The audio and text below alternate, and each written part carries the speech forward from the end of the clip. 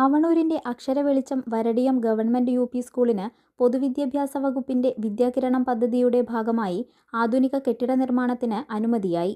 3 കോടി രൂപ ചിലവിലാണ് കെട്ടിടം ഒരുങ്ങുന്നത്. 1.5 കോടി രൂപ ഉപയോഗിച്ച് ഒന്നാം ഘട്ട നിർമ്മാണ പ്രവർത്തനങ്ങൾക്ക് തുടക്കം കുറിച്ചു. വടക്കാഞ്ചേരി എം.എൽ.എ. സേവ്യർ ചിറ്റിലപ്പിള്ളി ശിലാസ്ഥാപന കർമ്മം നിർവഹിച്ചു. അവണൂർ പഞ്ചായത്ത് പ്രസിഡന്റ് തങ്കമണി ശങ്കുണ്ണി അധ്യക്ഷത വഹിച്ചു. പൊതുമരാമത്ത് വിഭാഗം assistant executive engineer Beena CR. പദ്ധതി വിശദീകരണം നടത്തി. പുഴയ്ക്കൽ ബ്ലോക്ക് പഞ്ചായത്ത് പ്രസിഡന്റ് ലീല രാമകൃഷ്ണൻ ചടങ്ങിൽ മുഖ്യാതിഥിയായി.